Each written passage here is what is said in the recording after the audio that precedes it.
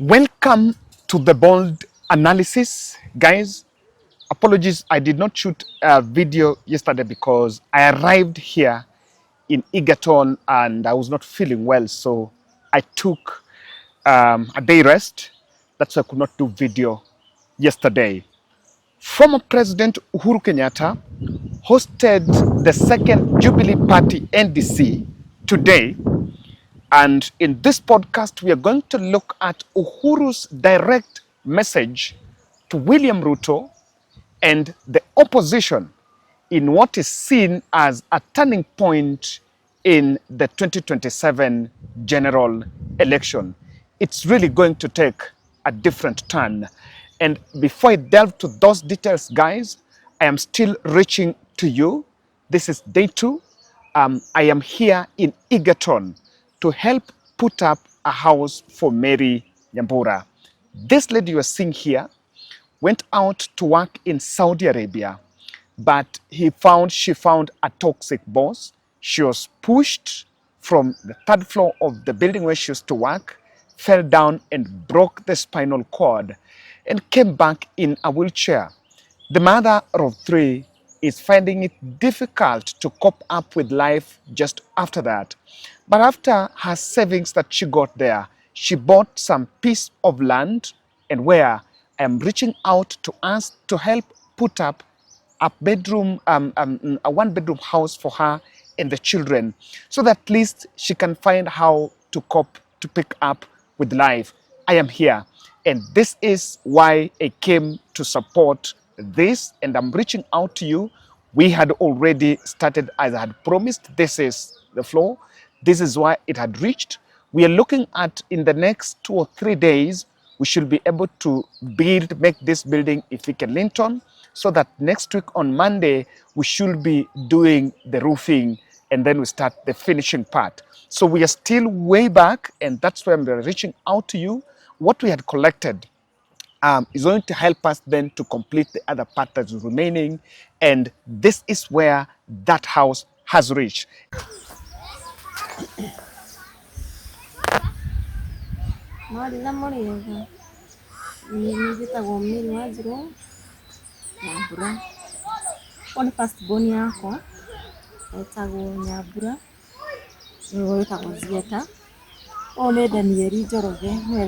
Second born na heo mutari ko tafadhali mundeithie gwaka na Ngai nĩako mũrathima. Yes, now. And that is why I'm urging you and requesting you to spare. Probably we can do even a 100 bob challenge. This is going to be a little big house. Na lazima tuweke pia choo kwa sababu, as you can see, Mary is actually in a wheelchair, so she can barely move. Her mobility is affected. So we're looking at putting up toilet kwa nyumba, so that we make all that. And I want to rally all of us to be behind this. Whether you know Mary, you've seen her, kindly come through in a way. Hata kama unaweza chukua useme wewe ni utasaidia kuweka maji. For the first time, hii nyumba lazima tuweke maji, na nyumba lazima tuweke stima. So this will really need so many hands coming together. Let's come together to support the mother of 3. At least let us restore dignity and also make her pick up with her life, so that things can move. And may God bless you as you partake of this project. That is why I came back to Nakuru, Egerton, to help put up a house for Mary. Kindly support. Kindly support. I have listened to Uhuru Kenyatta, and Uhuru Kenyatta's message leaves so much to admire. There is something that I personally admire about the former President Uhuru Kenyatta's voice in our current political dispensation. It's a bit windy, I think here, that's where you can hear a bit of the natural sound. But that is it. I was saying Uhuru Kenyatta gives us something to admire about our politics. And without much ado, I want you to take a minute and listen to this message. Yes. Nichukua wapindue ingine Lakini ya muhimu, chama chetu cha Jubilee kutoka mwanzo lengo letu lilikuwa tujenge chama cha kitaifa, chama ambacho kitaunganisha Wakenya wote, chama ambacho nia yake ni kuona sio sehemu hii ama hii, lakini Kenya yote ikisonga mbele, wananchi wakiwa pamoja na wakipendana kama ndugu na dada. Na nyinyi mnajua hata kazi ambazo tulikuwa tukifanya wakati tulikuwa na nafasi ya uongozi wa taifa hili, hakuna pahali ambapo watoto walikuwa wanasemekana wamekosa kuenda shule kwa sababu hawana karo. Watoto wetu wote primary na secondary walikuwa wanasoma kila pahali Kenya hii yetu. Na hiyo ndiyo njia ya kuinua hali ya maisha na tuweze kusongesha taifa letu mbele. Mambo hii ya kusema ati chama hii ni ya upande hii, chama ni ya upande hii, chama ni ya upande hii, la, wacha tuwe na national parties ambazo zinaunganishwa kwa sababu ya sera, lakini sio kwa sababu ya pahali ambapo zimetoka. Hakuna sababu ya nyinyi kama wana Jubilee kuchagua mtu kutoka kila kona yeyote ya Kenya.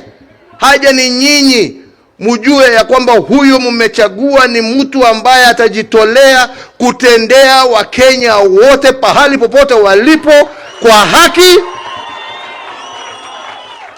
bila kupora na bila kutenga mtu yeyote. That is the only thing that is important. Sio mtu ametoka wapi ama umezaliwa wapi. Na ndipo nilikuwa nawaambia hii story, watu walikuwa wanazungusha sijui hasla, sijui huyu ni mtoto wa single mother, si huyu ni mtoto wa dynasty. Mimi najua watoto wangapi wa single mother ambao wamesoma vizuri sana na wameendea lakini kusema ati wewe sababu wewe umezaliwa na single mother, hiyo ndio qualification yako ya kuchaguliwa? Hapana. Njoo uambie Wakenya ni nini utawafanyia. Pahali popote umezaliwa, haja ni nini unawafanyia. Anyway, hapana.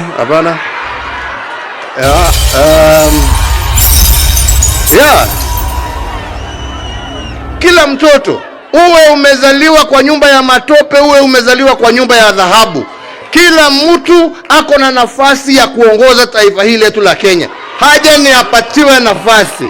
Na tunataka sisi iwe chama chetu cha Jubilee ndicho chitapatia Wakenya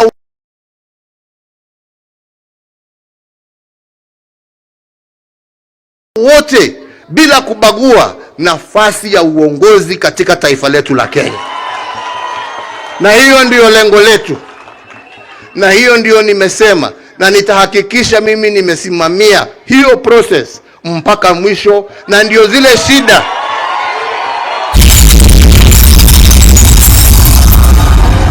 ambazo zilitokea hapo awali, watu kuwa wanauza matikiti na mfuko kulingana na ile pesa wamepewa, hiyo system imeisha. Transfer na uwaongeleshe vizuri. Ama ni namna gani? Tumekubaliana wenzangu? Na mimi nitajitolea sasa, kwa sababu tumesema tunataka kuanzisha recruitment drive, kuanza kuzunguka mashinani kila area, tupatane na nyinyi, tuongee pamoja na nyinyi.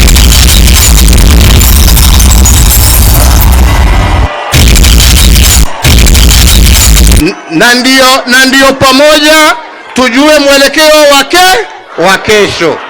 Tumekubaliana wenzangu? Sisi tuwe watu wa amani. Sisi tusiwe watu wa kuchafua na maneno ambaye hayastahili. Sisi tusiwe watu I love it.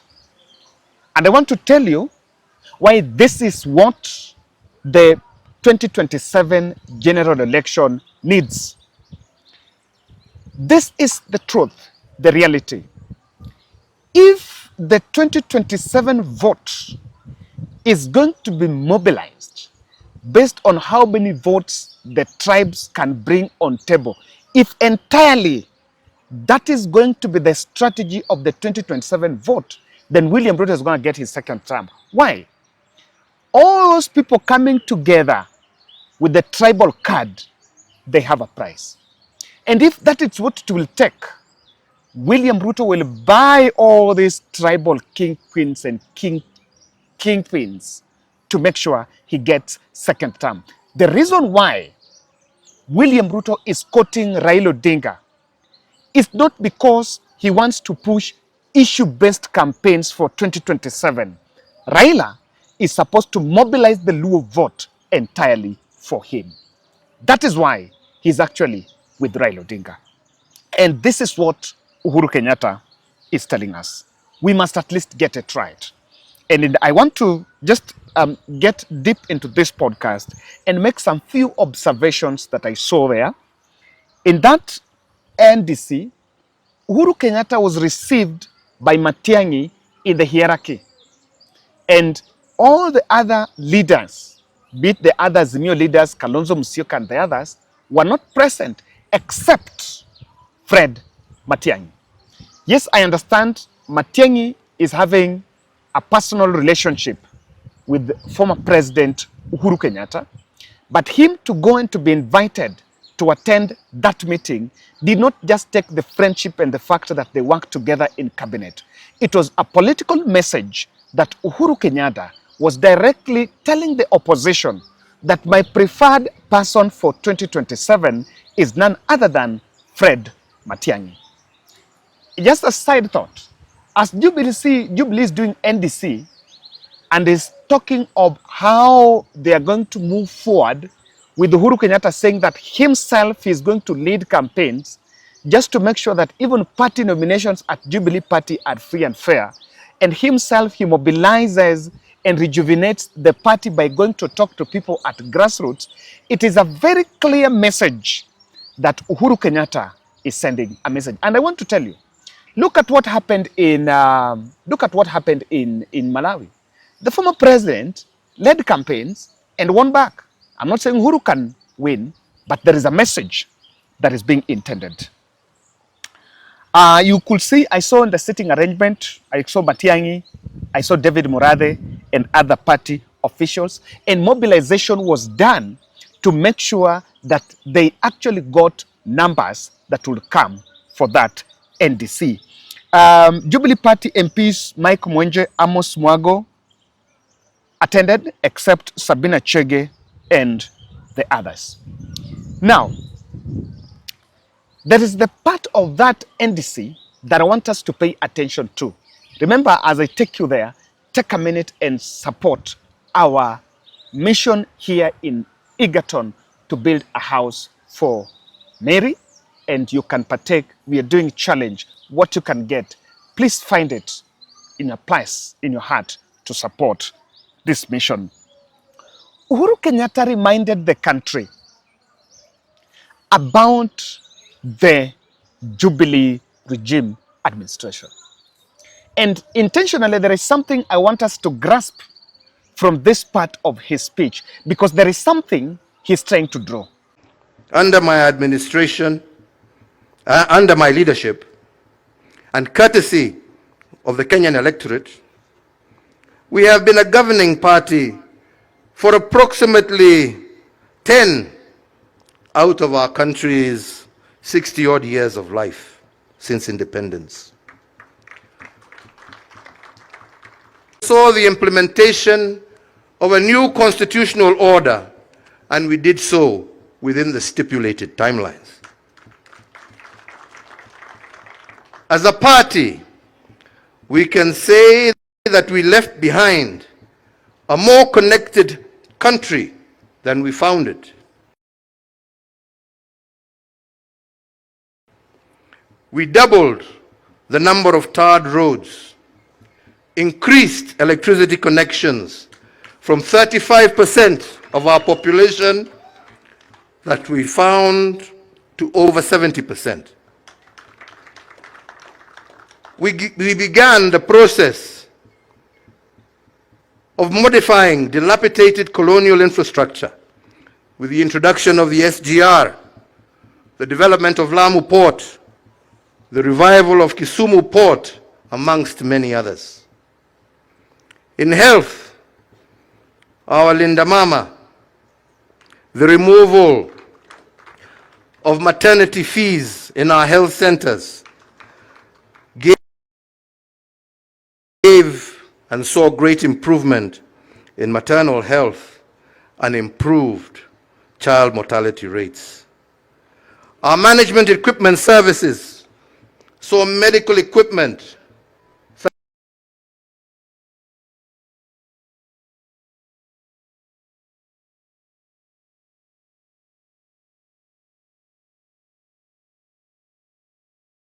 such as dialysis machines, scanning machines,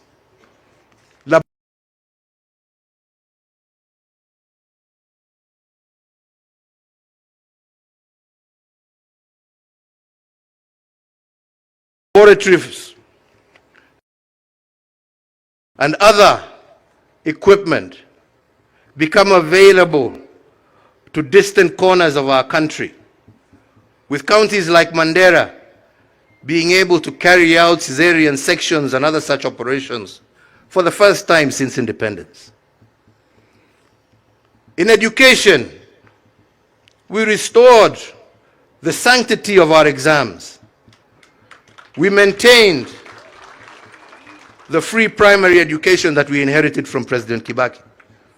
We expanded the free day secondary education and reduced the burden of healthcare for our parents with the introduction of EduAfia for our students.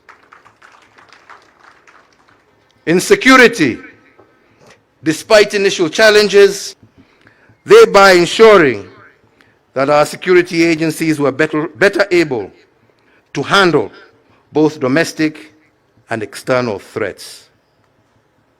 This machine that we built, however, was not to be used and designed to face its own citizens, and it is not supposed to have been a source of fear and conflict.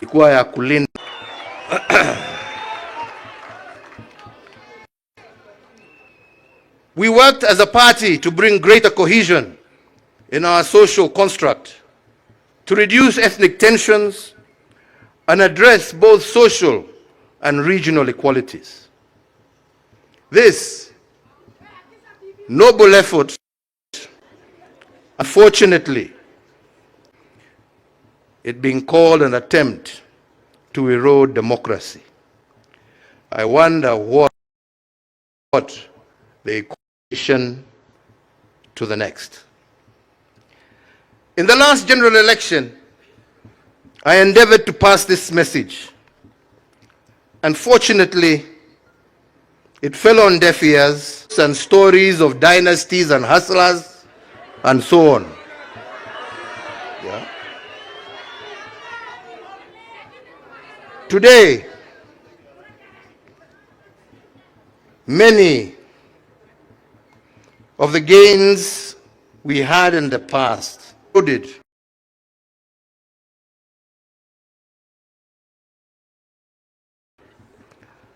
Linda Mama and others, replaced by new, untried, untested schemes.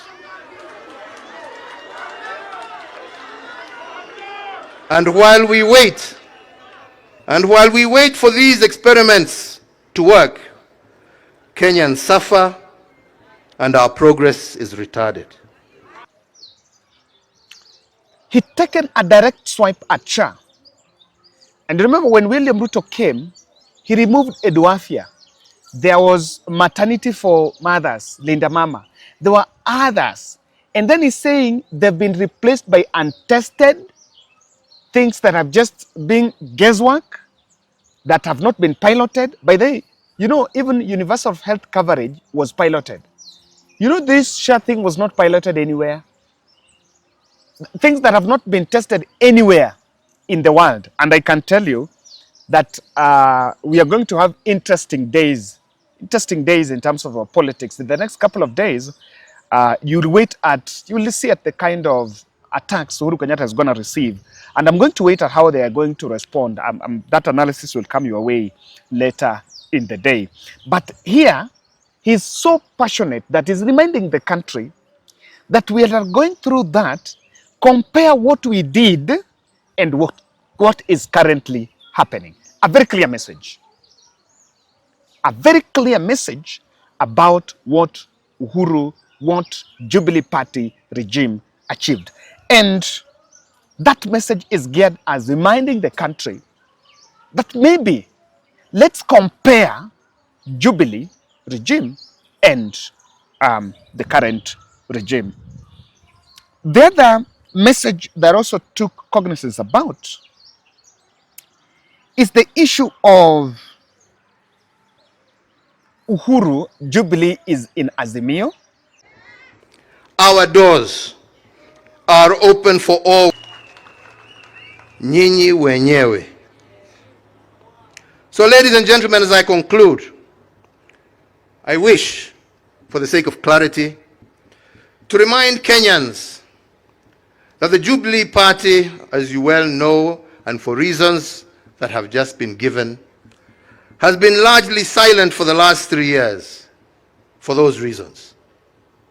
Become a member of the Azimio la Umoja coalition because I, as party leader then and now, was convinced that the coalition and its members shared a common vision for our country. In the years since then, however, the Azimio coalition membership has undergone changes. I don't need to elaborate, nyinyi nyote munaelewa.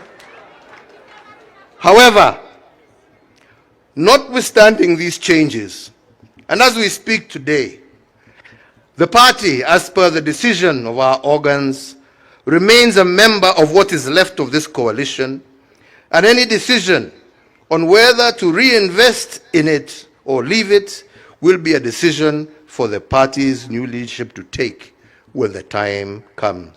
Lakini sasa tuko pahali tulikuwa. Mimi sio mtu wa kupiga reverse na kona kila siku. But make no mistake when I say that. Like any other political party, we shall be preparing for the next general election, and doing so in earnest. And it remains our firm intention to field the best possible candidates for all elective positions. We shall either do this on our own, or we shall do this in concert with like-minded political movements. It is therefore my hope that a newly energized Jubilee Party will achieve 2 immediate outcomes. Firstly, to provide a suitable platform for visionary aspiring leaders to offer themselves up in the service of their nation. And secondly, for the citizens of Kenya to be present with a vibrant set of options from which to elect leaders of their choice in accordance with the democratic ideals of our constitutional order and what our national constitution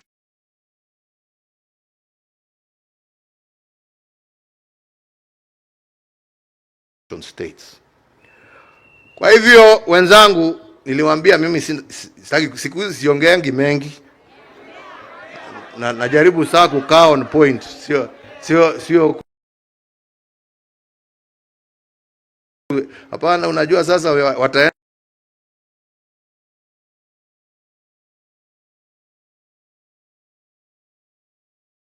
watanichukua wapindue ingine. The Azimio commitment, and in this statement there is something I want us to get, that the fact that there's still an Azimio and taking cognizance of the dynamics of coalition. 2 things.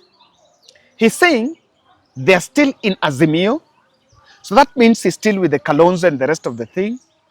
Number 2 is saying they will work with like-minded individuals to come into play.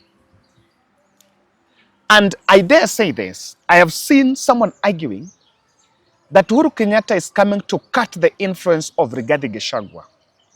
Let me tell you, if you listen to how Uhuru Kenyatta has spoken, he's differing with Rigathi in terms of the tribal mobilization. And that's why he's talking about parties that are only looking at how they have come from and the places they are. We should build national parties. That is the only point of departure with Rigathi Gachagua. But it's also in agreement that William Ruto, the last 3 years of Kenya Kwanza regime, has been a disaster compared to the Jubilee 10 years regime. Very clear. And I see this, while he's talking about rejuvenating fresh energy and fresh people in the party, but himself saying he's going to be in the position. You know, the narrative was that Uhuru was going to hand over. Yes, he's just coming in to give a direction on a presidential candidate, on his preferred presidential candidate. That is Matian'gi. And that is why he's marketing Matian'gi based on what they did together in Jubilee. So what they can only talk about is the Jubilee. Do you know what he has realized? That the things William Ruto has tested for the last 3 years are not working. And this is the kind of crisis that Ruto team are going to get into.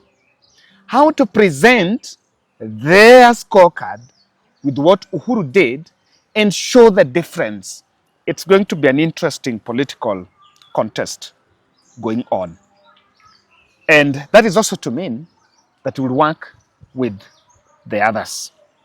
Now, Uhuru directly is telling the country that Matian'gi is the man. But then I want to answer a question. What do you think is his strategy for the Matian'gi presidential bid? Of course, at that NDC, one signal that he sent clearly is that for me in 2027, the country should look at Fred Okengo Matian'gi. What is his objective with, or rather his master plan for Matian'gi? Uhuru clearly wants Matian'gi to counter Ruto based on how he changed the Jubilee achievements and he's flopped on them. That is it. Uhuru built houses, we've been saying. He never went for people's taxes. Even though he did not build more as the people who collected people's money went for. He's talking about SHA, the Linda Mama, the Edu Afia, all those that were scrapped, they have not been replaced. And probably that is, you know, Matian'gi, if Matian'gi is to launch his presidential bid, that can only be his voice to the populace. Number two, Uhuru Kenyatta has realized that William Ruto and Raila Odinga, that William Ruto has gone to snatch Raila Odinga as a powerful voice. The current united opposition we have cannot hold firmly. It cannot be firm without a big voice. And Uhuru is raising his profile so that with Uhuru Kenyatta, Matian'gi, Kalonzo, and the Rigathi, that is the nexus that can actually form a bigger coalition force against Ruto and Raila. Because he knows that without him, Ruto is going to buy everyone in that table. I've listened to Kalonzo Musyoka saying, you know, I have to be the candidate. And probably that, and you know, if Uhuru is the person fronting Matian'gi, you know, it's very easy for him to tell Matian'gi to deputize Kalonzo.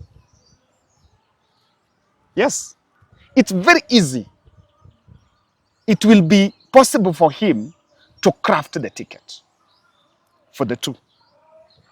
So he's pushing that visibility and profile of the Jubilee Party, also countering the other Ruto-Raila deal.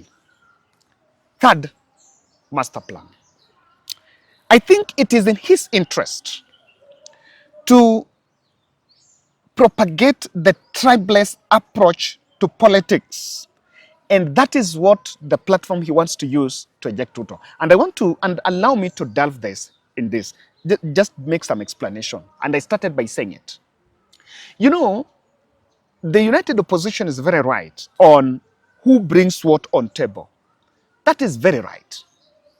That is still our nature of our politics. But you need a cocktail. For you to get the national vote, remember if you have Rigathi, and that is what Uhuru Kenyatta brings. If the candidate is going to be backed by Rigathi Gachagua, then that candidate will face the tribalism tag. But with Uhuru Kenyatta bringing in the tribalist approach to politics, in fact, if the country will face William Ruto and tell him about how his policies are not working, then William Ruto will be one term before even that election is done. And that is what Uhuru Kenyatta seemed to be saying. And I think I'm glad. That's why I said it's much to admire. I'm glad that he's bringing that conversation at the moment. And I think he's also going to charge the 2027 presidential elections from the back room. While he's going to be there, it's going to be interesting to see how the Kenya Kwanza are going to pick it up with him. Are they now going to attack Rigathi? Are they now going to attack Uhuru Kenyatta? You know, Rigathi has been attacked for quite so long. The tribe, the guy who is tribalist and all that. Now, if Uhuru comes in, how are they going to navigate that space? And I think with Uhuru and Rigathi coming in the political fray in 2027, and they get the magic of working together, that terrain is very difficult for Ruto and Raila. The president's speech sounded one of putting up what they really want. It is more clearer now. These three things comes out clearly. Uhuru Kenyatta is not going to back Ruto for 2027. And Uhuru is reminding the country about Jubilee regime to ensure that his legacy, that William Ruto was really working hard to erode, stands tall. And charging the Gen Z vote is a very clear message that can bring everyone together. I saw even Safina Party did their NDC. You know, you can see some machinations going on. ODM is doing their NDC, ODM at 20. Safina Party did theirs. Jubilee Party now is doing theirs. We are waiting for what UDA is going to do. And I think what Uhuru Kenyatta wants to ensure that the country's soberness is brought and not to be drawn along the tribal lines. Ladies and gentlemen, thank you. Let's meet in the next.